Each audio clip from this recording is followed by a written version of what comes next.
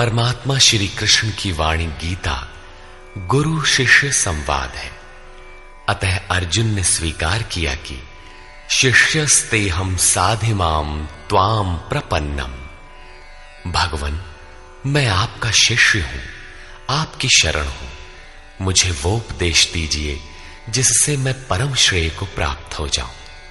अतः उस परम गुरु के चरणों में गीता आरंभ करने से पूर्व ये स्तुति गुरु वंदना प्रस्तुत की जा रही। अमृतंश बहनों तथा भाइयों, जिन महापुरुष ने समस्त वेदों का संकलन किया, वेदांत शास्त्र का प्रवर्तन किया, महाभारत तथा भागवत जिनकी कृतियां हैं, उन्होंने शास्त्रों के रूप में किसी ग्रंथ को मान्यता दी तो वो है भगवान श्री कृष्णोक्त गीता। तरह तरह की पूजा पद्धतियां, परस्पर विरोधी संगठन धर्म के नाम पर प्रचलित हैं, जबकि धर्म का लक्ष्य है एक परमात्मा की शोध। कल्याण स्वरूप वो परमात्मा एक है, उसे प्राप्त करने की निश्चित क्रिया का पालन धर्म है। जब परमात्मा एक है, उसे प्राप्त करने की क्रिया एक है, तो बहुत से पंथ क्यों? इसके समाधान के लिए प्रस्तुत है यथार्थ गीता का भावांश, ये गीता कैसेट। धर्म के सरल स्वरूप और उसकी प्राप्ति हेतु निर्धारित क्रिया का क्रमबद्ध तथा पूर्ण विवरण योगेश्वर श्री कृष्णोक्त गीता है। विश्व के प्रत्येक महापुरुष ने जो कुछ भी साधन बताया है, वो सब का सब तथा अनेक गोपनीय स्थितियों का स्पष्टीकरण अकेले गीता में है। इसलिए संपूर्ण मानव जाति के कल्याण का अतर्क शास्त्र गीता है। महाभारत में संकेत है कि जब कौरवों और पांडवों की सेनाएं आमने सामने खड़ी हो गईं, तो संपूर्ण निशांतर कौरवों में प्रवेश कर गए और सभी देवता पांडवों में। इस कथन से महर्षि व्यास ने स्पष्ट कर दिया कि गीता के सभी पात्र देवता या असुर हैं तथा प्रतीकात्मक हैं। प्रत्येक मनुष्य के अंतःकरण में दैवी और आसुरी दो प्रकृतियां अनादिकाल से हैं। दैवी शक्तियों के सहयोग से जब मनुष्य अपने आत्म स्वरूप की ओर अग्रसर होता है, तो काम, क्रोध, राग, द्वेष इत्यादि आसुरी वृत्तियां बाधा के रूप में आक्रमण करती हैं। उनका पार पाना ही वास्तविक युद्ध है। अर्जुन श्रेय के लिए विकल था। उसकी दृष्टि में श्रेय का उपाय था कुल धर्म, पिंडोदक क्रिया, वर्ण संकर से बचाव, कुल क्षय से बचने के लिए युद्ध न करना इत्यादि। मात्र इतनी सी शंका के समाधान हेतु भगवान को उसे 18 अध्याय गीता समझानी पड़ी। अंत में पूछा कि क्या तेरा मोह नष्ट हुआ? अर्जुन ने स्वीकार किया कि भगवन, मेरा मोह नष्ट हो गया और अब मैं वैसा ही करूंगा जैसा भगवान ने उपदेश दिया है। वस्तुतः ये केवल अर्जुन की शंका नहीं थी, बल्कि मानव मात्र की शंका है कि श्रेय क्या है, उसे कैसे प्राप्त करें। इसलिए स्त्री पुरुष, आबाल वृद्ध, मानव मात्र के लिए गीता के 18 अध्याय का अनुशीलन एवं नियमित पाठ नितांत आवश्यक है, जिससे ब्रह्म विधि की स्मृति सृजित रहे तथा बच्चों में भी इन कल्याणकारी संस्कारों का सृजन हो सके। इस गीता ज्ञान के बिना कोई भी मनुष्य उस ईश्वर के पथ पर नहीं चल सकता। अक्षय सुख, शाश्वत शांति, लोक में समृद्धि तथा मूल शंका समाधान हेतु इन कैसेटों का संकलन किया गया है। इसके नियमित श्रवण से संपूर्ण परिवार तथा स्वजन समुदाय को सुसंस्कृत करें। संसार में कहीं भी मनुष्य हो, उसके लिए गीता सदैव अमृत वाहिनी है। गीता आपका शास्त्र है। गौरव का विषय है कि 5000 वर्ष से भी अधिक अंतराल के बाद श्री कृष्ण का यथार्थ गायन आपके सम्मुख है। जन्म जन्मांतर की रूढ़ियों से ग्रस्त मस्तिष्क को स्वच्छ कर चिंतन के प्रशस्त पथ पर चलने के लिए इन कैसेटों का प्रसारण प्रातः अवश्य करें।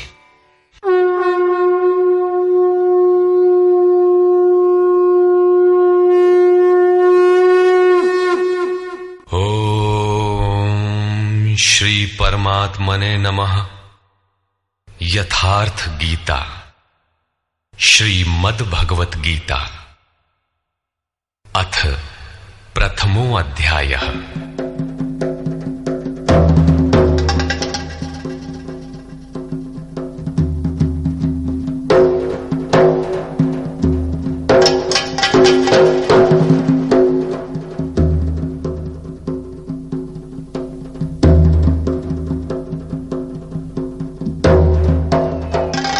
धृतराष्ट्र उवाच।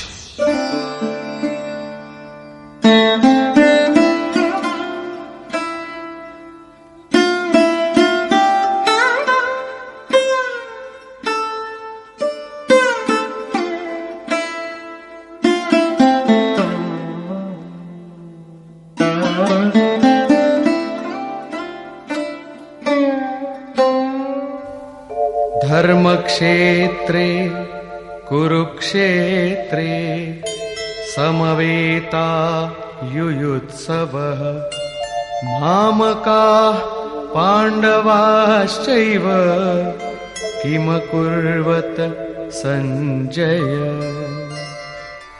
धृतराष्ट्र ने पूछा, हे संजय, धर्म क्षेत्र कुरुक्षेत्र में एकत्र युद्ध की इच्छा वाले मेरे और पांडु के पुत्रों ने क्या किया?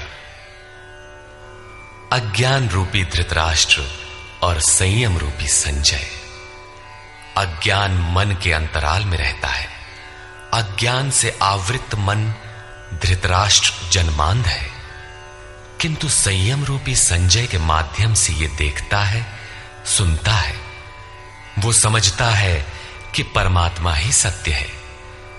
फिर भी जब तक इससे उत्पन्न मोह रूपी दुर्योधन जीवित है, इसकी दृष्टि सदैव कौरवों पर रहती है, विकारों पर ही रहती है। धर्म एक क्षेत्र है। जब हृदय देश में दैवी संपत्ति का बाहुल्य होता है तो यह शरीर धर्म क्षेत्र बन जाता है, और जब इसमें आसुरी संपत्ति का बाहुल्य होता है तो यह शरीर कुरुक्षेत्र बन जाता है। कुरु अर्थात करो। ये शब्द आदेशात्मक है। भगवान श्री कृष्ण कहते हैं, प्रकृति से उत्पन्न तीनों गुणों द्वारा परवश होकर मनुष्य कर्म करता है। वो क्षण मात्र भी कर्म किए बिना नहीं रह सकता। गुण उससे करा लेते हैं। तीनों गुण मनुष्य को देवता से कीट पर्यंत शरीरों में ही बांधते हैं। जब तक प्रकृति और प्रकृति से उत्पन्न गुण जीवित हैं, तब तक कुरु लगा रहेगा। अतः जन्म मृत्यु वाला क्षेत्र, विकारों वाला क्षेत्र कुरुक्षेत्र है, और परम धर्म परमात्मा में प्रवेश दिलाने वाली पुण्यमयी प्रवृत्तियों का क्षेत्र धर्म क्षेत्र है।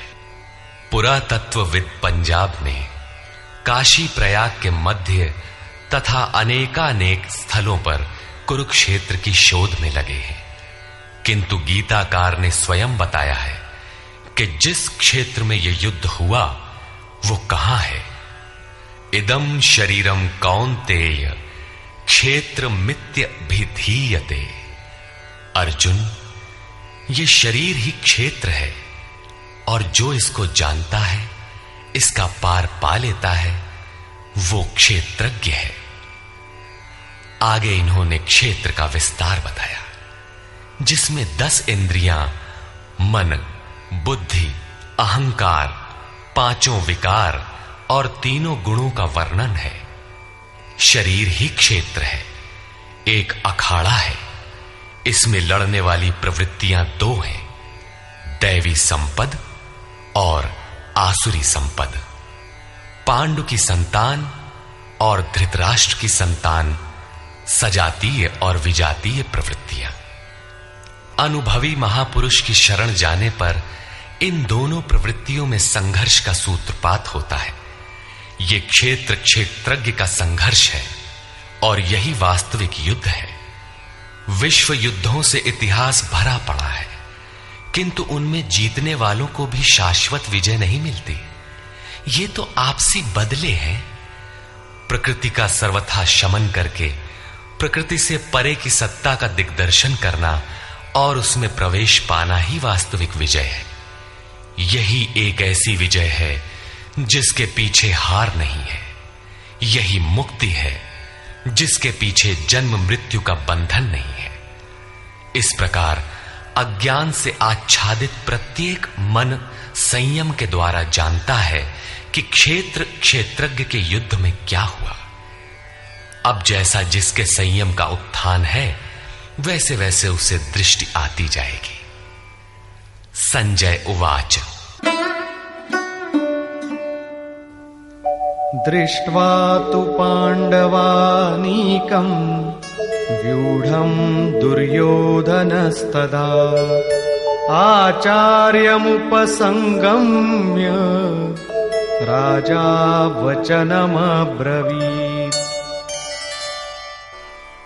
उस समय राजा दुर्योधन ने व्यूह रचना युक्त पांडवों की सेना को देखकर द्रोणाचार्य के पास जाकर ये वचन कहा। द्वैत के आचरण ही द्रोणाचार्य हैं। जब जानकारी हो जाती है कि हम परमात्मा से अलग हो गए हैं, वहां उसकी प्राप्ति के लिए तड़प पैदा हो जाती है। तभी हम गुरु की तलाश में निकलते हैं। दोनों प्रवृत्तियों के बीच यही प्राथमिक गुरु है। यद्यपि बाद के सद्गुरु योगेश्वर श्री कृष्ण होंगे, जो योग की स्थिति वाले होंगे। राजा दुर्योधन आचार्य के पास जाता है। मोह रूपी दुर्योधन। मोह संपूर्ण व्याधियों का मूल है। राजा है। दुर्योधन दुरु अर्थात दूषित, योधन अर्थात वह धन। आत्मिक संपत्ति ही स्थिर संपत्ति है। उसमें जो दोष उत्पन्न करता है वो है मोह। ये प्रकृति की ओर खींचता है और वास्तविक जानकारी के लिए प्रेरणा भी प्रदान करता है। मोह है तभी तक पूछने का प्रश्न भी है, अन्यथा सभी पूर्ण ही हैं। अतः व्यूह रचना युक्त पांडवों की सेना को देखकर, अर्थात पुण्य से प्रवाहित सजातीय वृत्तियों को संगठित देखकर, मोह रूपी दुर्योधन ने गुरु द्रोण के पास जाकर यह कहा। पश्यैतां पाण्डुपुत्राणाम् आचार्य महतीं चमू व्यूढां द्रुपदपुत्रेण तव शिष्येण धीमता। हे आचार्य, आपके बुद्धिमान शिष्य द्रुपद पुत्र धृष्टद्युम्न द्वारा व्यूहाकार खड़ी की हुई पांडु पुत्रों की इस भारी सेना को देखिए। शाश्वत अचल पद में आस्था रखने वाला दृढ़ मन ही धृष्टद्युम्न है। यही पुण्यमयी प्रवृत्तियों का नायक है। साधन कठिन न मन कर टेका। साधन कठिन नहीं, मन की दृढ़ता कठिन होनी चाहिए। अब देखें सेना का विस्तार। अत्र शूरा महेश्वासा भीमार्जुन समायुधि युयुधानो विराटश्च द्रुपदश्च महारथः। इस सेना में महेश्वासा, महान ईश में वास दिलाने वाले भाव रूपी भीम, अनुराग रूपी अर्जुन के समान बहुत से शूरवीर, जैसे सात्विकता रूपी सात्यकी, विराट सर्वत्र ईश्वरी प्रवाह की धारणा, महारथी राजा द्रुपद अर्थात अचल स्थिति, तथा धृष्टकेतुश्चेकितानः काशीराजश्च वीर्यवान् पुरुजित् कुन्तिभोजश्च शैब्यश्च नरपुंगवः। धृष्टकेतुः दृढ़ कर्तव्य, चेकितानः जहां भी जाए वहां से चित्त को खींचकर इष्ट में स्थिर करना, काशीराजः काया रूपी काशी में ही वो साम्राज्य है, पुरजित स्थूल सूक्ष्म और कारण शरीरों पर विजय दिलाने वाला पुरुजित, कुंती भोजः कर्तव्य से भव पर विजय, नरों में श्रेष्ठ शैव्य अर्थात सत्य व्यवहार। युधामन्युश्च विक्रान्तः उत्तमौजाश्च वीर्यवान् सौभद्रो द्रौपदेयाश्च सर्व एव महारथाः। और पराक्रमी युधामन्यु, युद्ध के अनुरूप मन की धारणा, उत्तमौजाः शुभ की मस्ती, सुभद्रा पुत्र अभिमन्यु। जब शुभ आधार आ जाता है तो मन भय से रहित हो जाता है। ऐसा शुभ आधार से उत्पन्न अभय मन, ध्यान रूपी द्रौपदी के पांचों पुत्र वात्सल्य, लावण्य, सौम्यता, स्थिरता, सहृदयता, सब के सब महारथी हैं। साधन पथ पर संपूर्ण योग्यता के साथ चलने की क्षमताएं हैं। इस प्रकार दुर्योधन ने पांडव पक्ष के 15-20 नाम गिनाए जो दैवी संपद के महत्वपूर्ण अंग हैं।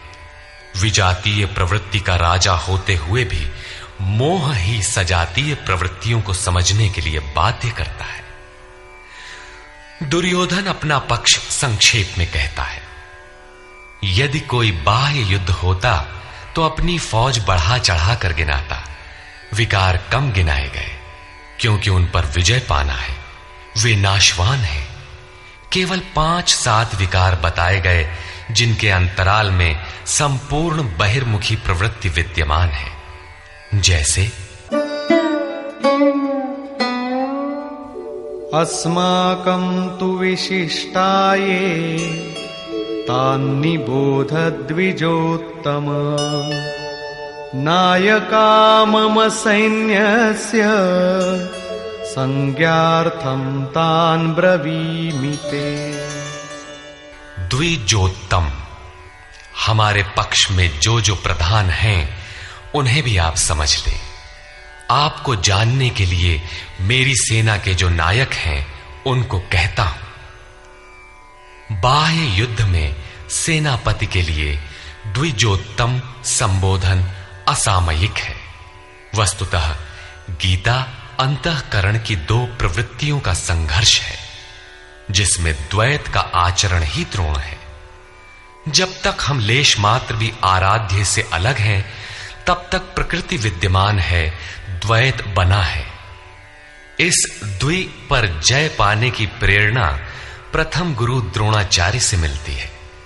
अधूरी शिक्षा ही पूर्ण जानकारी के लिए प्रेरणा प्रदान करती है। वो पूजा स्थली नहीं, वहां शौर्य सूचक संबोधन होना चाहिए। विजातीय प्रवृत्ति के नायक कौन कौन हैं?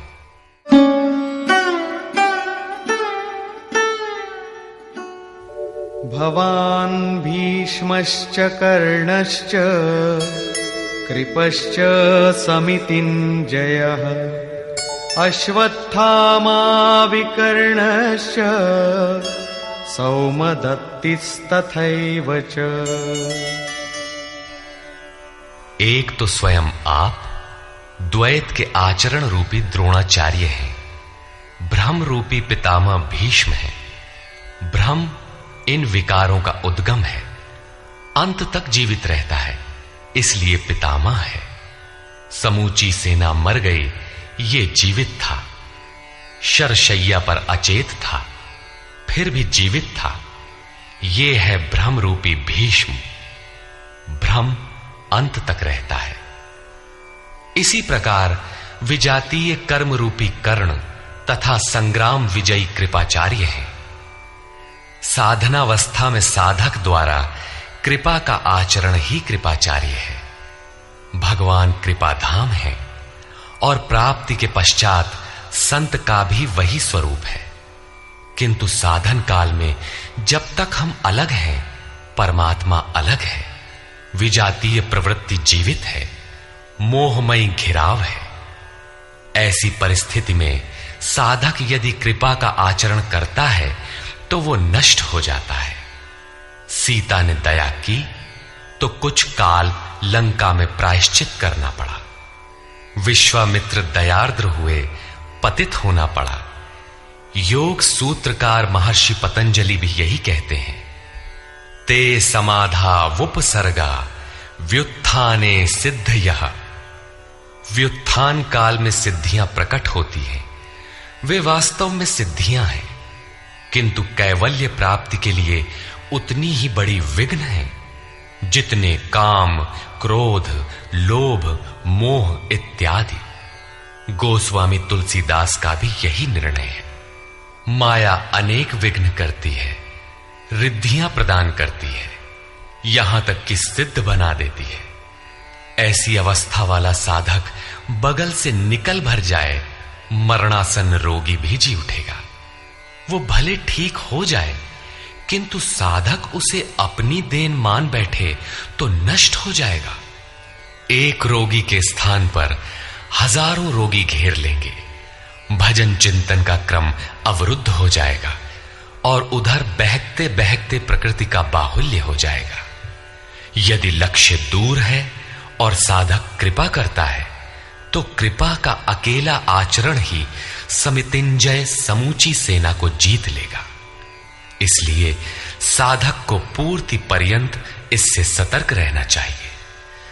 दया बिनु संत कसाई, दया करी तो आफत आई।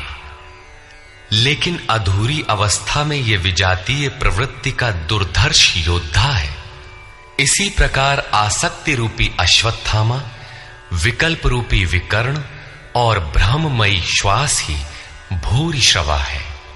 ये सभी बहिर्मुखी प्रवाह के नायक हैं।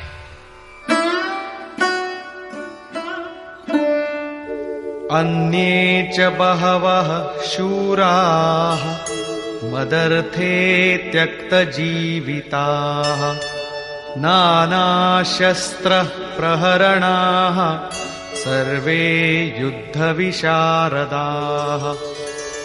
और भी बहुत से शूरवीर अनेक शस्त्रों से युक्त मेरे लिए जीवन की आशा को त्याग कर युद्ध में डटे हैं। सभी मेरे लिए प्राण त्यागने वाले हैं, किंतु उनकी कोई ठोस गणना नहीं है। अब कौन सी सेना किन भावों द्वारा सुरक्षित है, इस पर कहते हैं,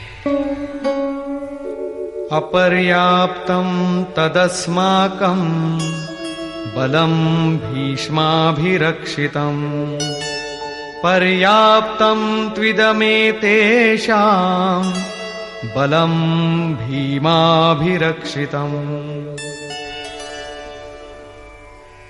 भीष्म द्वारा रक्षित हमारी सेना सब प्रकार से अजेय है और भीम द्वारा रक्षित इन लोगों की सेना जीतने में सुगम है। पर्याप्त और अपर्याप्त जैसे श्लिष्ट शब्द का प्रयोग दुर्योधन की आशंका को व्यक्त करता है। अतः देखना है कि भीष्म कौन सी सत्ता है जिस पर कौरव निर्भर करते हैं, तथा भीम कौन सी सत्ता है जिस पर दैवी संपद संपूर्ण पांडव निर्भर है। दुर्योधन अपनी व्यवस्था देता है कि अयनेषु च सर्वेषु यथा भागमवस्थिताः भीष्ममेवाभिरक्षन्तु भवन्तः सर्व एव हि। इसलिए सब मोर्चों पर अपनी अपनी जगह स्थित रहते हुए आप लोग सब के सब भीष्म की ही सब ओर से रक्षा करें। यदि भीष्म हैं तो हम अजेय हैं, इसलिए आप पांडवों से न लड़कर केवल भीष्म की ही रक्षा करें। कैसा योद्धा है भीष्म, जो स्वयं अपनी रक्षा नहीं कर पा रहा है, कौरवों को उसकी रक्षा व्यवस्था करनी पड़ रही है। यह कोई बाह्य योद्धा नहीं, ब्रह्म ही भीष्म है। जब तक ब्रह्म जीवित है तब तक विजातीय प्रवृत्तियां कौरव अजेय हैं। अजेय का यह अर्थ नहीं कि जिसे जीता ही ना जा सके, बल्कि अजेय का अर्थ दुर्जय है, जिसे कठिनाई से जीता जा सकता हो। महाअजय संसार रिपु जीति सकई सो वीर। यदि भ्रम समाप्त हो जाए तो अविद्या अस्तित्वहीन हो जाए। मोह इत्यादि जो आंशिक रूप से बचे भी हैं, शीघ्र ही समाप्त हो जाएंगे। भीष्म की इच्छा मृत्यु थी। इच्छा ही भ्रम है। इच्छा का अंत और भ्रम का मिटना एक ही बात है। इसी को संत कबीर ने सरलता से कहा, इच्छा काया इच्छा माया इच्छा जग उपजाया। कह कबीर जे इच्छा विवर्जित ताका पार न पाया।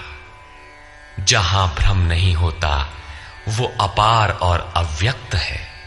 इस शरीर के जन्म का कारण इच्छा है। इच्छा ही माया है और इच्छा ही जगत की उत्पत्ति का कारण है। सो कामयत तदैक्षत बहुश्याम प्रजायेय इति। कबीर कहते हैं, जो इच्छाओं से सर्वथा रहित हैं, तिनका पार न पाया। वे अपार अनंत असीम तत्व में प्रवेश पा जाते हैं। यो कामो निष्काम आप्त काम आत्म कामो न तस्य प्राणा उत्क्रामंति ब्रह्म व सन ब्रह्माप्येति। जो कामनाओं से रहित आत्मा में स्थिर आत्म स्वरूप है, उसका कभी पतन नहीं होता। वो ब्रह्म के साथ एक हो जाता है। आरंभ में इच्छाएं अनंत होती हैं और अंततो गत्वा परमात्म प्राप्ति की इच्छा शेष रहती है। जब ये इच्छा भी पूरी हो जाती है, तब इच्छा भी मिट जाती है। यदि उससे भी बड़ी कोई वस्तु होती तो आप उसकी इच्छा अवश्य करते। जब उससे आगे कोई वस्तु है ही नहीं तो इच्छा किसकी होगी? जब प्राप्त होने योग्य कोई वस्तु अप्राप्त न रह जाए तो इच्छा भी समूल नष्ट हो जाती है और इच्छा के मिटते ही भ्रम का सर्वथा अंत हो जाता है। यही भीष्म की इच्छा मृत्यु है। भीम द्वारा रक्षित इन लोगों की सेना जीतने में सुगम है। भाव रूपी भीम भावे विद्यते देवः। भाव में वो क्षमता है कि अविदित परमात्मा भी विदित हो जाता है। भाववस्य भगवान सुख निधान करुणा अयन। श्री कृष्ण ने इसे श्रद्धा कहकर संबोधित किया है। भाव में वो क्षमता है कि भगवान को भी वश में कर लेता है। भाव से ही संपूर्ण पुण्यमयी प्रवृत्ति का विकास है। ये पुण्य का संरक्षक है तो इतना बलवान कि परम देव परमात्मा को संभव बनाता है, किंतु साथ ही इतना कोमल भी है कि आज भाव है तो कल अभाव में बदलते देर नहीं लगती। इष्ट में लेश मात्र भी त्रुटि प्रतीत होने पर भाव डगमगा जाता है। पुण्यमयी प्रवृत्ति विचलित हो उठती है। इष्ट से संबंध टूट जाता है। इसलिए भीम द्वारा रक्षित इन लोगों की सेना जीतने में सुगम है। महर्षि पतंजलि का भी यही निर्णय है।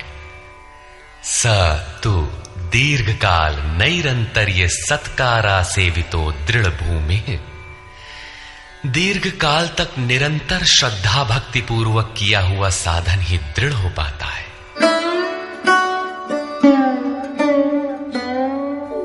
तस्य संजनयन् हर्षं कुरु वृद्धः पितामहः। सिंहनादं विनद्योच्चैः शंखं दध्मौ प्रतापवान। इस प्रकार अपने बलाबल का निर्णय लेकर शंख ध्वनि हुई। शंख ध्वनि पात्रों के पराक्रम की घोषणा है कि जीतने पर कौन सा पात्र आपको क्या देगा। कौरवों में वृद्ध प्रतापवान पितामह भीष्म ने उस दुर्योधन के हृदय में हर्ष उत्पन्न करते हुए उच्च स्वर से सिंहनाद के समान भयप्रद शंख बजाया।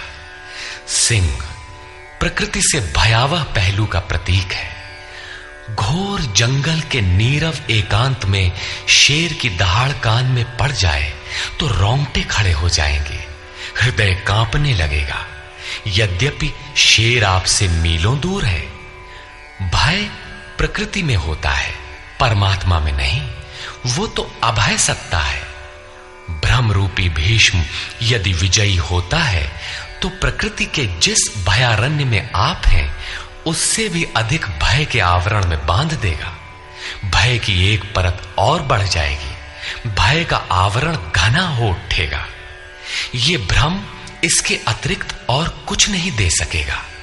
अतः प्रकृति से निवृत्ति ही गंतव्य का मार्ग है। संसार में प्रवृत्ति तो भवाटवी है, घोर अंधकार की छाया है। इसके आगे कौरवों की कोई घोषणा नहीं है। कौरवों की ओर से कई बाजे एक साथ बजे, किंतु कुल मिलाकर वे भी भय ही प्रदान करते हैं, इससे अधिक कुछ नहीं। प्रत्येक विकार कुछ न कुछ भय तो देता ही है। इसलिए उन्होंने भी घोषणा की, ततः शंखाश्च भैर्यश्च पणवानक गोमुखाः सहसैवाभ्यहन्यन्त सशब्दस्तु मूलोऽभवत्। तदनंतर अनेक शंख, नगारे, ढोल और नरसिंहादि बाजे एक साथ ही बजे। उनका शब्द भी बड़ा भयंकर हुआ। भय का संचार करने के अतिरिक्त कौरवों की कोई घोषणा नहीं है। बहिर्मुखी विजातीय प्रवृत्ति सफल होने पर मोहमय बंधन और घना कर देती है।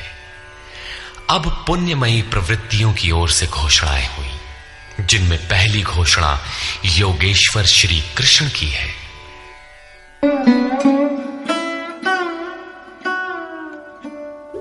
ततः श्वेतैर्हयैर्युक्ते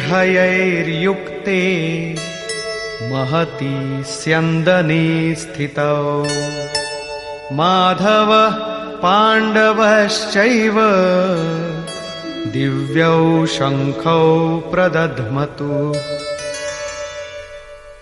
इसके उपरांत श्वेत घोड़ों से युक्त, जिनमें लेश मात्र कालिमा दोष नहीं है, श्वेत सात्विक निर्मलता का प्रतीक है। महति स्यन्दने, महान रथ पर बैठे हुए योगेश्वर श्री कृष्ण और अर्जुन ने भी अलौकिक शंख बजाए। अलौकिक का अर्थ है लोकों से परे। मृत्युलोक, देवलोक, ब्रह्मलोक, जहां तक जन्म मरण का भय है, उन समस्त लोकों से परे पारलौकिक, पारमार्थिक स्थिति प्रदान करने की घोषणा योगेश्वर श्री कृष्ण की है। सोने चांदी काठ का रथ नहीं, रथ अलौकिक, शंख अलौकिक, अतः घोषणा भी अलौकिक ही है। लोकों से परे एकमात्र ब्रह्म है, सीधा उससे संपर्क स्थापित कराने की घोषणा है। पांचजन्यम ऋषिकेशो देवदत्तं धनंजयः पौंड्रं दध्मौ महाशंखं भीमकर्मावृकोदरः।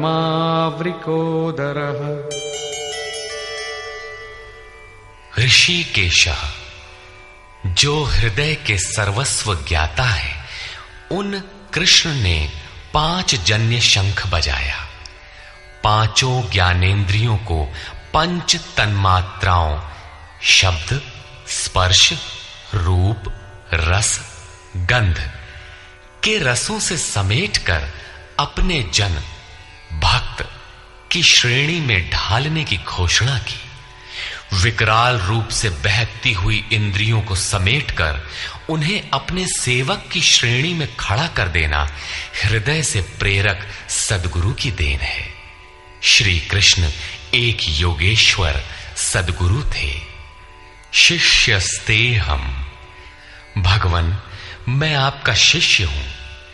बाह्य विषय वस्तुओं को छोड़कर ध्यान में इष्ट के अतिरिक्त दूसरा न देखें, दूसरा न सुने, न दूसरे का स्पर्श करें। यह सद्गुरु के अनुभव संचार पर निर्भर करता है। देवदत्तम धनंजय, दैवी संपत्ति को अधीन करने वाला अनुराग ही अर्जुन है।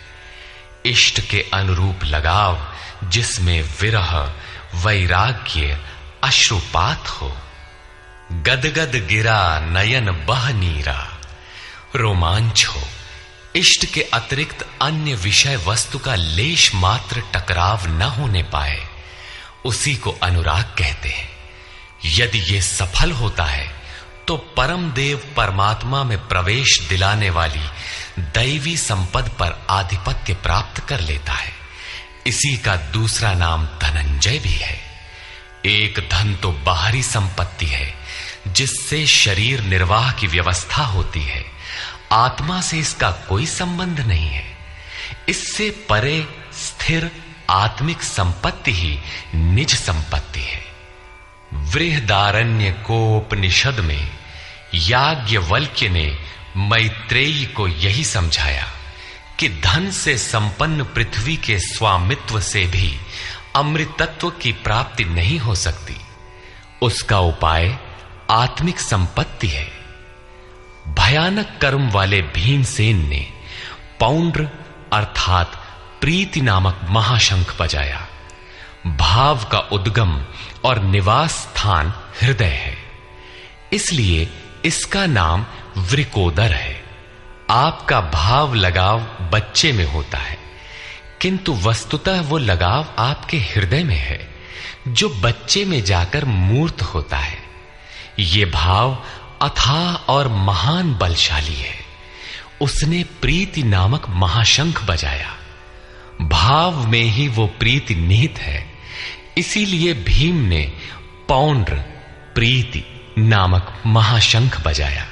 भाव महान बलवान है, किंतु प्रीति संचार के माध्यम से। हरि व्यापक सर्वत्र समाना, प्रेम ते प्रकट हो ही मैं जाना।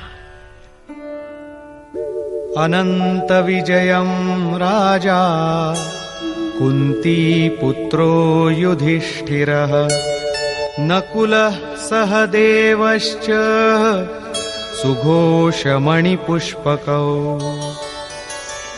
कुंती पुत्र राजा युधिष्ठिर ने अनंत विजय नामक शंख बजाया। कर्तव्य रूपी कुंती और धर्म रूपी युधिष्ठिर। धर्म पर स्थिरता रहेगी तो अनंत विजयम अनंत परमात्मा में स्थिति दिलाएगा। युद्धे स्थिरः सह युधिष्ठिरः। प्रकृति पुरुष क्षेत्र क्षेत्रज्ञ के संघर्ष में स्थिर रहता है, महान दुख से भी विचलित नहीं होता। तो एक दिन जो अनंत है, जिसका अंत नहीं है, वो है परम तत्व परमात्मा, उस पर विजय दिला देता है। नियम रूपी नकुल ने सुघोष नामक शंख बजाया। ज्यों-ज्यों नियम उन्नत होगा, अशुभ का शमन होता जाएगा, शुभ घोषित होता जाएगा। सत्संग रूपी सहदेव ने मणि पुष्पक शंख बजाया। मनीषियों ने प्रत्येक श्वास को बहुमूल्य मणि की संज्ञा दी है। हीरा जैसी श्वासा बातों में बीती जाए।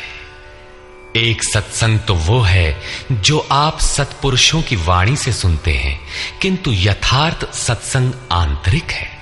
श्री कृष्ण के अनुसार आत्मा ही सत्य है, सनातन है। चित्त सब ओर से सिमटकर आत्मा की संगत करने लगे, यही वास्तविक सत्संग है। ये सत्संग चिंतन, ध्यान और समाधि के अभ्यास से संपन्न होता है। ज्यों-ज्यों सत्य के सान्निध्य में सुरत टिकती जाएगी, त्यों-त्यों एक-एक श्वास पर नियंत्रण मिलता जाएगा। मन सहित इंद्रियों का निरोध होता जाएगा। जिस दिन सर्वथा निरोध होगा, वस्तु प्राप्त हो जाएगी। वाद्य यंत्रों की तरह चित्त का आत्मा के स्वर में स्वर मिलाकर संगत करना ही सत्संग है। बाह्य मणि कठोर है, किंतु श्वास मणि पुष्प से भी कोमल है। पुष्प तो विकसित होने या टूटने पर कुम्हलाता है, किंतु आप अगले श्वास तक जीवित रहने की गारंटी नहीं दे सकते। किंतु सत्संग सफल होने पर प्रत्येक श्वास पर नियंत्रण दिलाकर परम लक्ष्य की प्राप्ति करा देता है। इसके आगे पांडवों की कोई घोषणा नहीं है, किंतु प्रत्येक साधन कुछ न कुछ निर्मलता के पथ में दूरी तय करता है। आगे कहते हैं,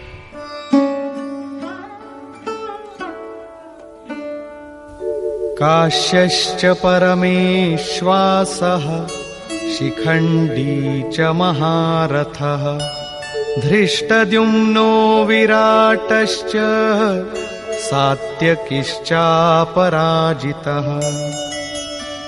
काया रूपी काशी।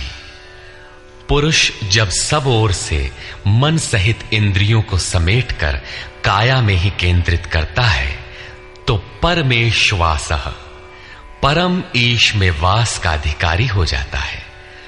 परम ईश में वास दिलाने में सक्षम काया ही काशी है। काया में ही परम ईश का निवास है। परमेश्वास का अर्थ श्रेष्ठ धनुष वाला नहीं, बल्कि परम धन ईश धन वास है। शिखा सूत्र का त्याग ही शिखंडी है।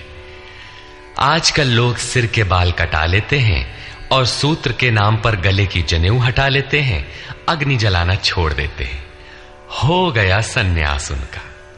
नहीं, वस्तुतः शिखा लक्ष्य का प्रतीक है जिसे आपको पाना है, और सूत्र है संस्कारों का।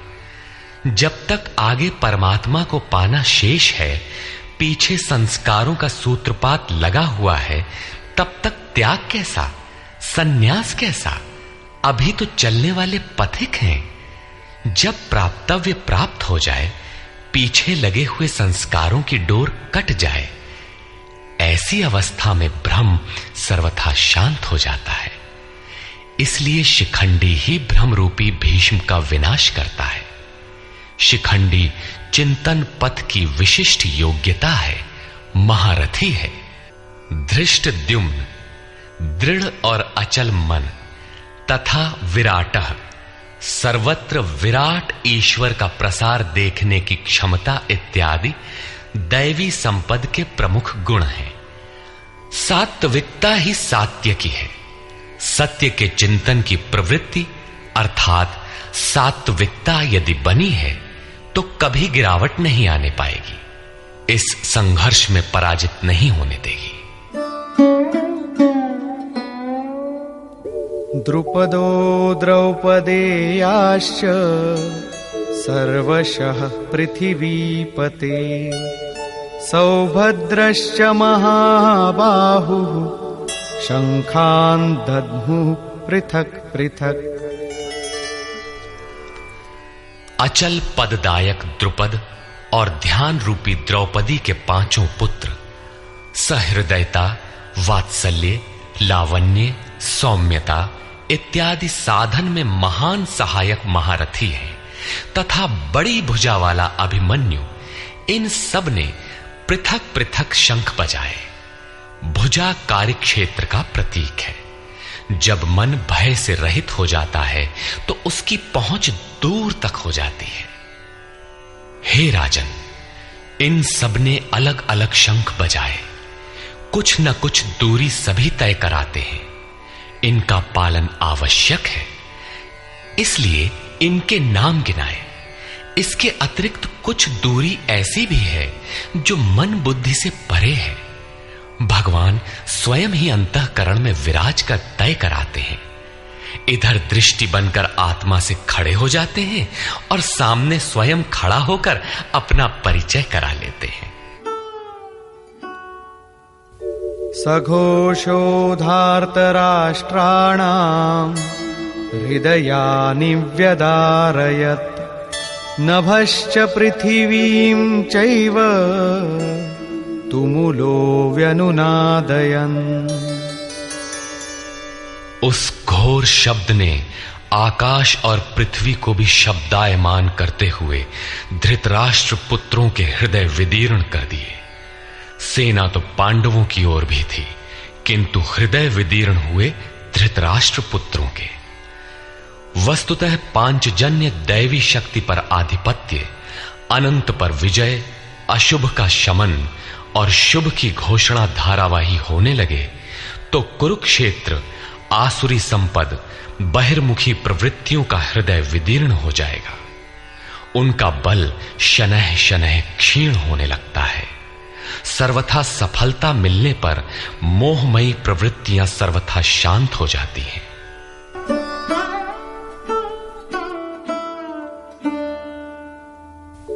अथ व्यवस्थितान् दृष्ट्वा धार्तराष्ट्रान् कपिध्वजः प्रवृत्ते शस्त्रसम्पाते धनुरुद्यम्य पाण्डवः।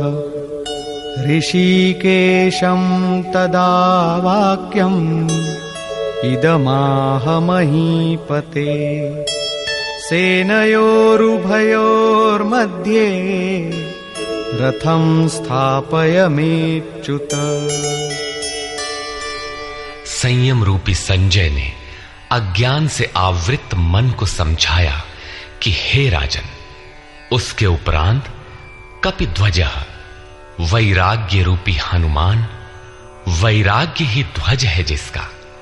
ध्वज राष्ट्र का प्रतीक माना जाता है। कुछ लोग कहते हैं ध्वजा चंचल थी, इसलिए कपिध्वज कहा गया, किंतु नहीं, यहां कपि साधारण बंदर नहीं, स्वयं हनुमान थे, जिन्होंने मान अपमान का हनन किया था। सममान निरादर आदरहीन। प्रकृति की देखी सुनी वस्तुओं से, विषयों से राग का त्याग ही वैराग्य है। अतः वैराग्य ही जिसकी ध्वजा है, उस अर्जुन ने व्यवस्थित रूप से धृतराष्ट्र पुत्रों को खड़े देखकर शस्त्र चलने की तैयारी के समय धनुष उठाकर ऋषिकेशम, जो हृदय के सर्वस्व ज्ञाता है, उन योगेश्वर श्री कृष्ण से ये वचन कहा, हे अच्युत, जो कभी च्युत नहीं होता, मेरे रथ को दोनों सेनाओं के बीच खड़ा करिए। यहां सारथी को दिया गया आदेश नहीं, इष्ट सदगुरु से की गई प्रार्थना है, किस लिए खड़ा करें।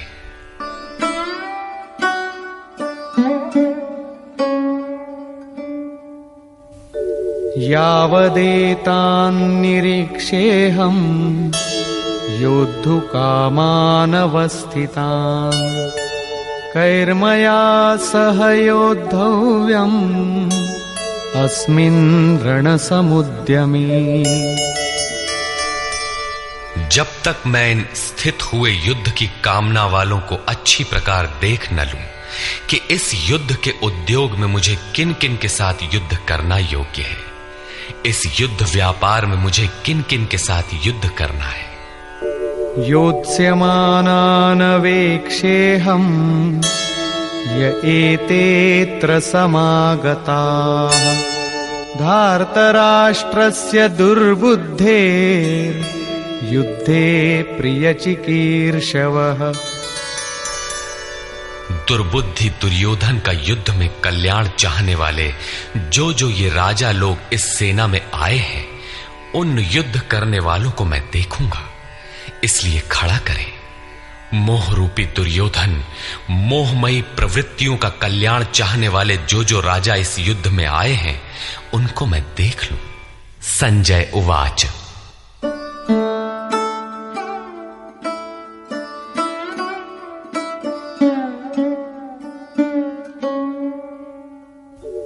एवमुक्तो ऋषिकेशो गुडाकेशेन भारत सेनयोरुभयोर्मध्ये स्थापयित्वा रथोत्तमम् भीष्मद्रोणप्रमुखतः सर्वेषां च महीक्षिताम् उवाच पार्थ पश्यैतान् समवेतान् कुरुनीति। संजय बोला, निद्राजयी अर्जुन द्वारा इस प्रकार कहे जाने पर हृदय के ज्ञाता श्री कृष्ण ने दोनों सेनाओं के बीच भीष्म, द्रोण और महीक्षिताम शरीर रूपी पृथ्वी पर अधिकार जमाए हुए संपूर्ण राजाओं के बीच उत्तम रथ को खड़ा करके कहा कि पार्थ, इन इकट्ठे हुए कौरवों को देख, यहां उत्तम रथ सोने चांदी का रथ नहीं है। संसार में उत्तम की परिभाषा नश्वर शरीर के प्रति अनुकूलता प्रतिकूलता से की जाती है। ये परिभाषा अपूर्ण है। जो हमारे आत्मा हमारे स्वरूप का सदैव साथ दे वही उत्तम है, जिसके पीछे अनुत्तम मलिनता न हो। तत्रापश्यत् स्थितान् पार्थः पितॄनथ पितामहान् आचार्यान् मातुलान् भ्रातॄन् पुत्रान् पौत्रान् सखींस्तथा श्वशुरान् सुहृदश्चैव सेनयोरुभयोरपि। इसके उपरांत अचूक लक्ष्य वाले पार्थिव शरीर को रथ बनाने वाले पार्थ ने उन दोनों सेनाओं में स्थित पिता के भाइयों को, पितामहों को, आचार्यों को, मामाओं को, भाइयों को, पुत्रों को, पौत्रों को, मित्रों को, श्वसुरों को और सुहृदों को देखा। दोनों सेनाओं में अर्जुन को केवल अपना परिवार, मामा का परिवार, ससुराल का परिवार, सुहृद और गुरुजन दिखाई पड़े। प्रचलित गणना के अनुसार 18 अक्षौहिणी 2.5-3 अरब के लगभग होता है, जो आज के विश्व की जनसंख्या के समकक्ष है। इतने मात्र के लिए यदा कदा विश्व स्तर पर आवास खाद्य समस्या बन जाती है। इतना बड़ा जन समूह अर्जुन के 3-4 रिश्तेदारों का परिवार मात्र था। क्या इतना बड़ा भी किसी का परिवार होता है? कदापि नहीं। ये हृदय देश का चित्रण है। तान् समीक्ष्य स कौन्तेयः सर्वान् बन्धूनवस्थितान् कृपया परयाविष्टो विषीदन्निदमब्रवीत्। इस प्रकार खड़े हुए उन संपूर्ण बंधुओं को देखकर अत्यंत करुणा से आवृत वो कुंती पुत्र अर्जुन शोक करता हुआ बोला। अर्जुन उवाच,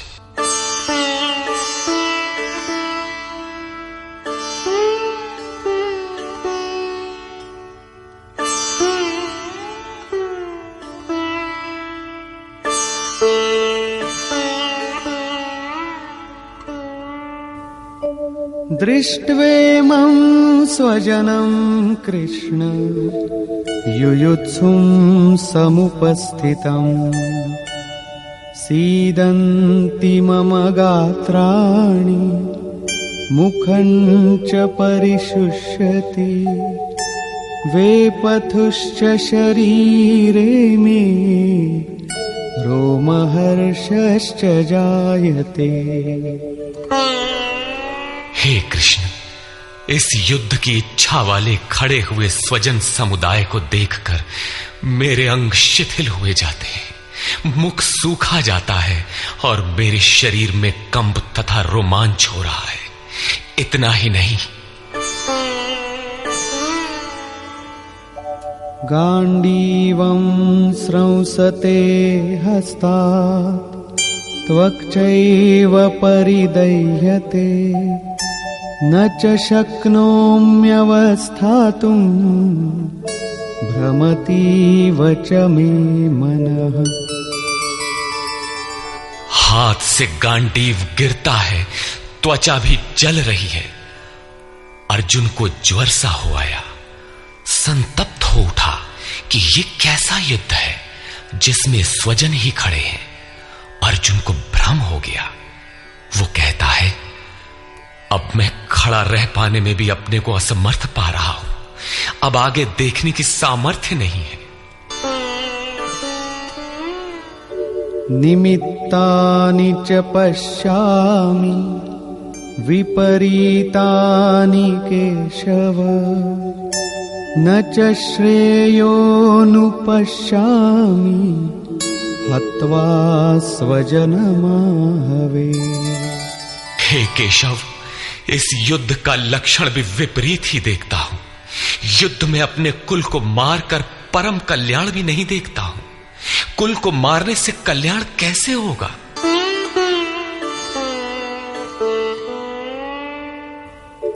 न कांक्षे विजयं कृष्ण न च राज्यं सुखानि च किन्नो राज्येन गोविन्द किं भोगैर्जीवितेन वा। संपूर्ण परिवार युद्ध के मुहाने पर है। इन्हें युद्ध में मारकर विजय से मिलने वाला राज्य और राज्य से मिलने वाला सुख अर्जुन को नहीं चाहिए। वो कहता है, हे श्री कृष्ण, मैं विजय नहीं चाहता, राज्य तथा सुख भी नहीं चाहता। हे गोविंद, हमें राज्य या भोग अथवा जीवन से भी क्या प्रयोजन है? क्यों?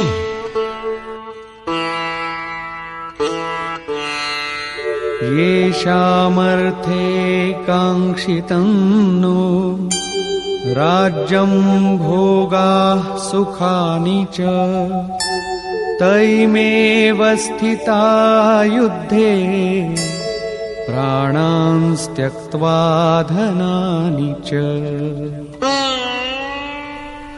हमें जिनके लिए राज्य भोग और सुखादिक इच्छित हैं, वे ही परिवार जीवन की आशा त्याग कर युद्ध के मैदान में खड़े। हमें राज्य इच्छित था तो परिवार को लेकर, भोग सुख और धन की पिपासा थी तो स्वजन और परिवार के साथ उन्हें भोगने की थी। किंतु जब सब के सब प्राणों की आशा त्याग कर खड़े हैं तो मुझे सुख राज्य या भोग नहीं चाहिए। ये सब इन्हीं के लिए प्रिय थे। इनसे अलग होने पर हमें इनकी आवश्यकता नहीं है। जब तक परिवार रहेगा तब तक ये वासनाएं भी रहती हैं। झोपड़ी में रहने वाला भी अपने परिवार, मित्र और स्वजन को मारकर विश्व का साम्राज्य स्वीकार नहीं करेगा। अर्जुन यही कहता है कि हमें भोग प्रिय थे, विजय प्रिय थी, किंतु जिनके लिए थी, जब वे ही नहीं रहेंगे तो भोगों से क्या प्रयोजन? इस युद्ध में मारना किसे है?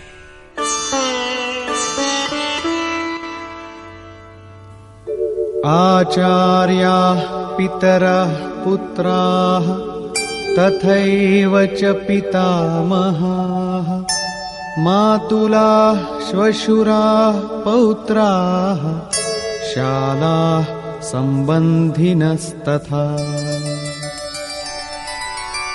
इस युद्ध में ताऊ, चाचे, लड़के और इसी प्रकार दादा, मामा, श्वसुर, पोते, साले तथा समस्त संबंधी ही हैं।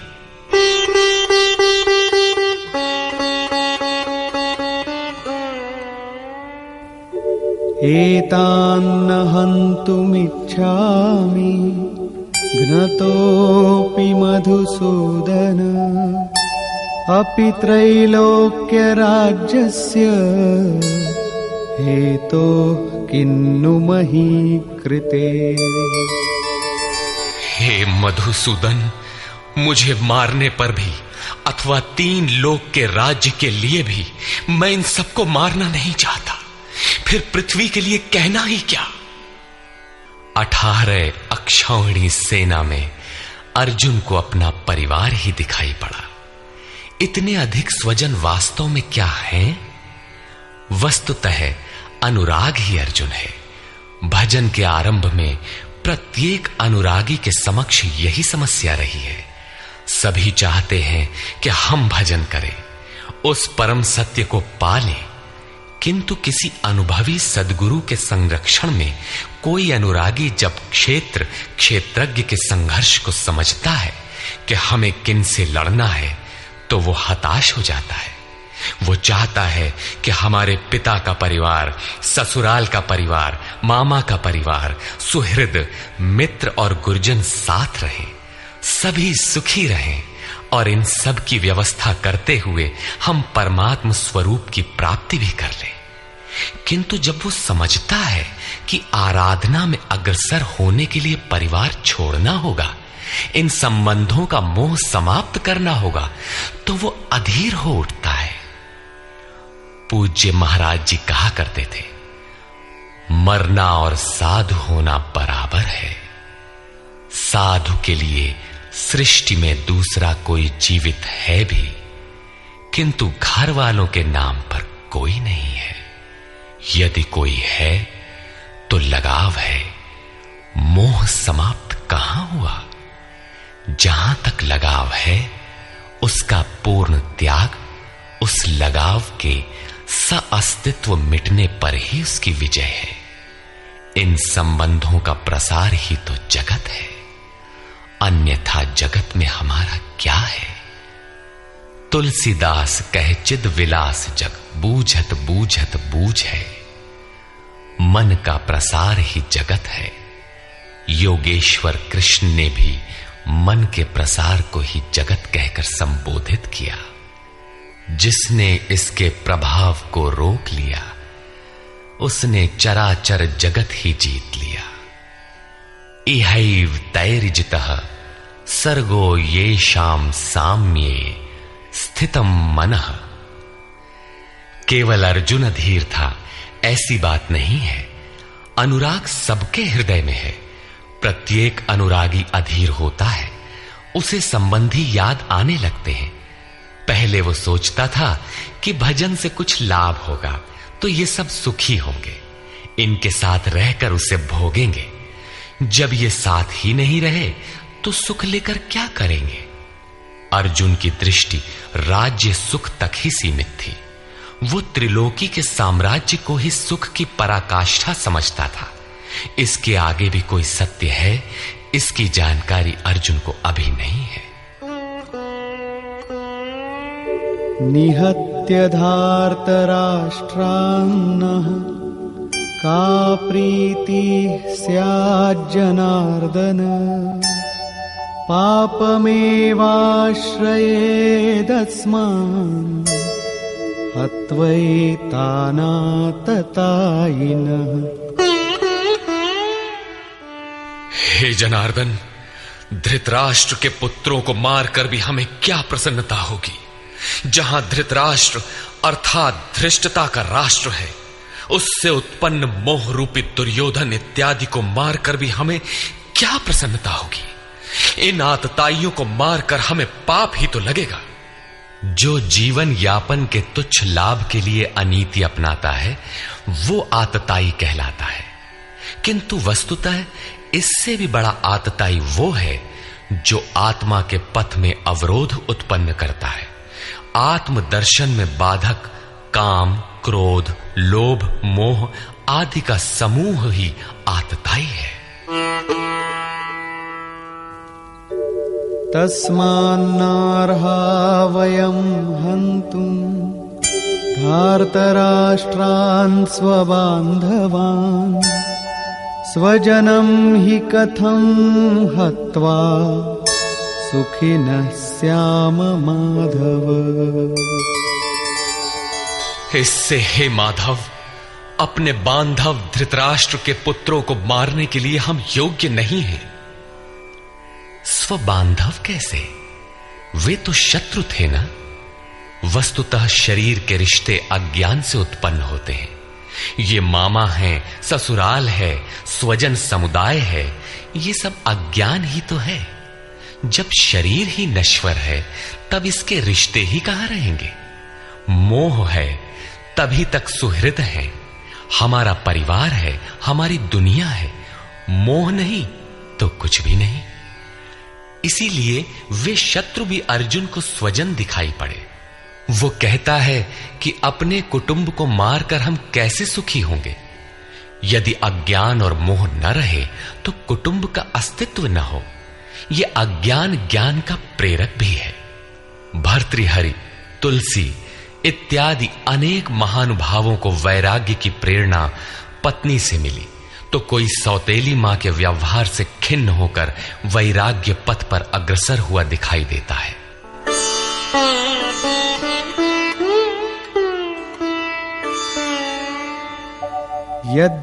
यद्यप्येतेन पश्यन्ति लोभोपहत चेतसः कुलक्षयकृतं दोषं मित्रद्रोहे च पातकम्। यद्यपि लोभ से भ्रष्टचित्त हुए ये लोग कुल नाश के दोष और मित्र द्रोह के पाप को नहीं देखते हैं, ये उनकी कमी है। फिर भी कथं न ज्ञेयमस्माभिः पापादस्मान्निवर्तितुं कुलक्षयकृतं दोषं प्रपश्यद्भिर्जनार्दन। हे जनार्दन, कुल नाश से होने वाले दोषों को जानने वाले हम लोगों को इस पाप से हटने के लिए क्यों नहीं विचार करना चाहिए? मैं ही पाप करता हूं ऐसी बात नहीं, आप भी भूल करने जा रहे हैं। कृष्ण पर भी आरोप लगाया। अभी वो समझ में अपने को कृष्ण से कम नहीं मानता। प्रत्येक नया साधक सद्गुरु की शरण जाने पर इसी प्रकार तर्क करता है और अपने को जानकारी में कम नहीं समझता। यही अर्जुन भी कहता है कि ये भले न समझें, किंतु हम आप तो समझदार हैं। कुल नाश के दोषों पर हमें विचार करना चाहिए। कुल नाश में दोष क्या है? कुलक्षये प्रणश्यन्ति कुलधर्माः सनातनाः धर्मे नष्टे कुलं कृत्स्नम् अधर्मोऽभिभवत्युत। कुल के नाश होने से सनातन कुल धर्म नष्ट हो जाते हैं। अर्जुन कुल धर्म कुलाचार को ही सनातन धर्म समझ रहा था। धर्म के नाश होने पर संपूर्ण कुल को पाप भी बहुत दबा लेता है। अधर्माभिभवात् कृष्ण प्रदुष्यन्ति कुलस्त्रियः स्त्रीषु दुष्टासु आर्ष्णेय जायते वर्णसंकरः।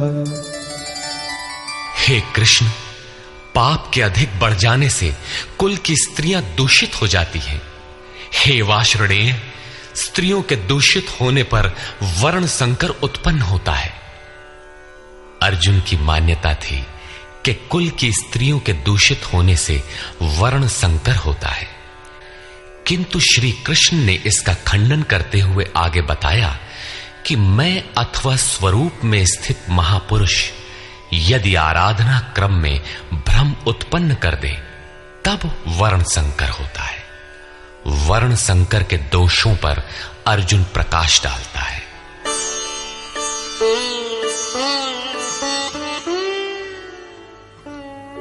संकरो नरकायैव कुलघ्नानां कुलस्य च पतन्ति पितरो येषां लुप्तपिण्डोदकक्रियाः। वर्ण संकर कुल घातियों और कुल को नरक में ले जाने के लिए ही होता है। लुप्त हुई पिंड क्रिया वाले इनके पितर लोग भी गिर जाते हैं। वर्तमान नष्ट हो जाता है, अतीत के पितर गिर जाते हैं और भविष्य वाले भी गिरेंगे। इतना ही नहीं, दोषैरेतैः कुलघ्नानां वर्णसंकरकारकैः उत्साद्यन्ते जातिधर्माः कुलधर्माश्च शाश्वताः। इन वर्ण संकर कारक दोषों से कुल और कुलघातियों के सनातन कुल धर्म और जाति धर्म नष्ट हो जाते हैं। अर्जुन मानता था कि कुल धर्म सनातन है, कुल धर्म ही शाश्वत है, किंतु श्री कृष्ण ने इसका खंडन किया और आगे बताया कि आत्मा ही सनातन शाश्वत धर्म है। वास्तविक सनातन धर्म को जानने से पहले मनुष्य धर्म के नाम पर किसी न किसी रूढ़ि को जानता है।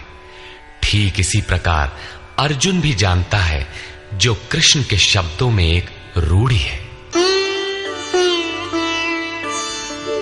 उत्सन्न कुलधर्माणां मनुष्याणां जनार्दन नरके नियतं वासो भवतीत्यनुशुश्रुम। हे जनार्दन, नष्ट हुए कुल धर्म वाले मनुष्यों का अनंत काल तक नरक में वास होता है, ऐसा हमने सुना है। कुल धर्म ही नहीं नष्ट होता, बल्कि शाश्वत सनातन धर्म भी नष्ट हो जाता है। जब धर्म ही नष्ट हो गया तो ऐसे पुरुष का अनंत काल तक नरक में निवास होता है, ऐसा हमने सुना है, देखा नहीं, सुना है। अहो बत महत् पापं कर्तुं व्यवसिता वयं यद्राज्य सुखलोभेन हन्तुं स्वजनमुद्यताः। अहो, शोक है कि हम लोग बुद्धिमान होकर भी महान पाप करने को तैयार हुए हैं। राज्य और सुख के लोभ से अपने कुल को मारने के लिए उद्यत हुए हैं। अभी अर्जुन अपने को कम ज्ञाता नहीं समझता। आरंभ में प्रत्येक साधक इसी प्रकार बोलता है। महात्मा बुद्ध का कथन है कि मनुष्य जब अधूरी जानकारी रखता है तो अपने को महान ज्ञानी समझता है, और जब आधे से आगे की जानकारी हासिल करने लगता है तो अपने को महान मूर्ख समझता है। ठीक इसी प्रकार अर्जुन भी अपने को ज्ञानी ही समझता है।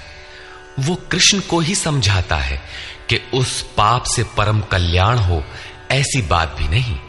केवल राज्य और सुख के लोभ में पड़कर हम लोग कुल नाश करने को उद्यत हुए हैं, महान भूल कर रहे हैं।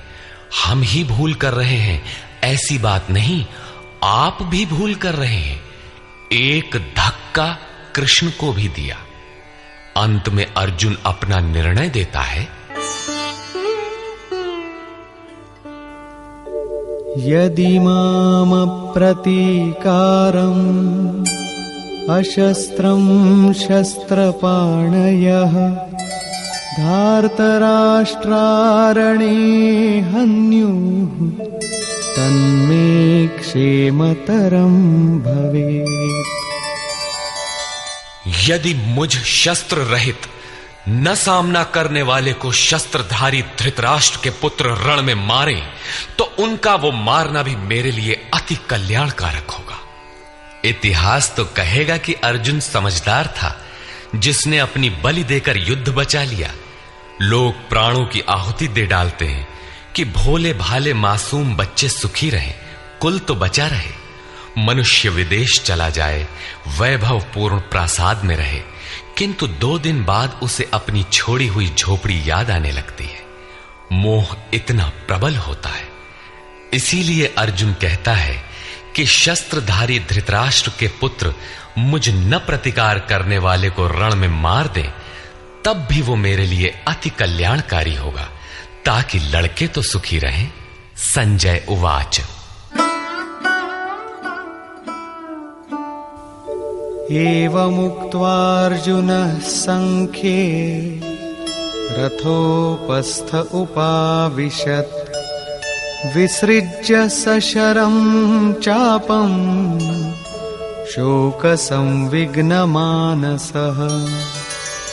संजय बोला कि रणभूमि में शोक से उद्विग्न मन वाला अर्जुन इस प्रकार कहकर बाण सहित धनुष को त्याग कर रथ के पिछले भाग में बैठ गया, अर्थात क्षेत्र क्षेत्रज्ञ के संघर्ष में भाग लेने से पीछे हट गया। निष्कर्ष, गीता क्षेत्र क्षेत्रज्ञ के युद्ध का निरूपण है। यह ईश्वरीय विभूतियों से संपन्न भगवत स्वरूप को दिखाने वाला गायन है। यह गायन जिस क्षेत्र में होता है वह युद्ध क्षेत्र शरीर है, जिसमें दो प्रवृत्तियां हैं, धर्म क्षेत्र और कुरुक्षेत्र। उन सेनाओं का स्वरूप और उनके बल का आधार बताया। शंख ध्वनि से उनके पराक्रम की जानकारी मिली। तदनंतर जिस सेना से लड़ना है उसका निरीक्षण हुआ, जिसकी गणना 18 अक्षौहिणी अर्थात लगभग 6.5 अरब कही जाती है, किंतु वस्तुतः वे अनंत हैं।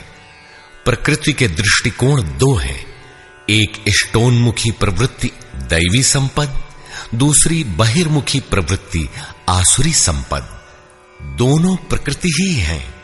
एक इष्ट की ओर उन्मुख करती है, परम धर्म परमात्मा की ओर ले जाती है, और दूसरी प्रकृति में विश्वास दिलाती है। पहले दैवी संपद को साध कर आसुरी संपद का अंत किया जाता है, फिर शाश्वत सनातन परब्रह्म के दिग्दर्शन और उसमें स्थिति के साथ दैवी संपद की आवश्यकता शेष हो जाती है। युद्ध का परिणाम निकल आता है। अर्जुन को सैन्य निरीक्षण में अपना परिवार ही दिखाई पड़ता है, जिसे मारना है। जहां तक संबंध है उतना ही जगत है। अनुराग के प्रथम चरण में पारिवारिक मोह बाधक बनता है। साधक जब देखता है कि मधुर संबंधों में इतना विच्छेद हो जाएगा जैसे वे थे ही नहीं, तो उसे घबराहट होने लगती है।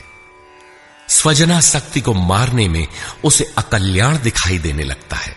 वह प्रचलित रूढ़ियों में अपना बचाव ढूंढने लगता है, जैसा अर्जुन ने किया। उसने कहा, कुल धर्म ही सनातन धर्म है। इस युद्ध से सनातन धर्म नष्ट हो जाएगा, कुल की स्त्रियां दूषित होंगी, वर्ण संकर पैदा होगा, जो कुल और कुलघातियों को अनंत काल तक नरक में ले जाने के लिए ही होता है। अर्जुन अपनी समझ से सनातन धर्म की रक्षा के लिए विकल है। उसने श्री कृष्ण से अनुरोध किया कि हम लोग समझदार होकर भी यह महान पाप क्यों करें। अर्थात श्री कृष्ण भी पाप करने जा रहे हैं। अंततो गत्वा पाप से बचने के लिए मैं युद्ध नहीं करूंगा, ऐसा कहता हुआ हताश अर्जुन रथ के पिछले भाग में बैठ गया। क्षेत्र क्षेत्रज्ञ के संघर्ष से पीछे हट गया। टीकाकारों ने इस अध्याय को अर्जुन विषाद योग कहा है। अर्जुन अनुराग का प्रतीक है।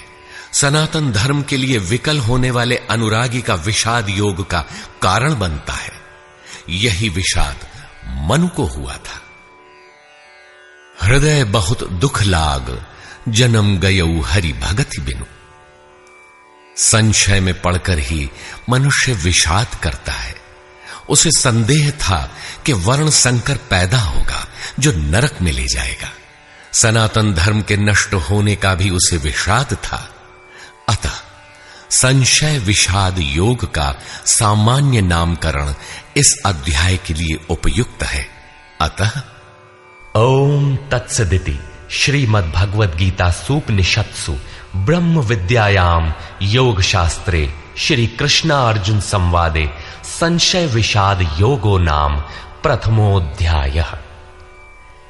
इस प्रकार स्वामी अड़गड़ानंद कृत श्रीमद् भगवद गीता के भाष्य यथार्थ गीता का प्रथम अध्याय पूर्ण होता है।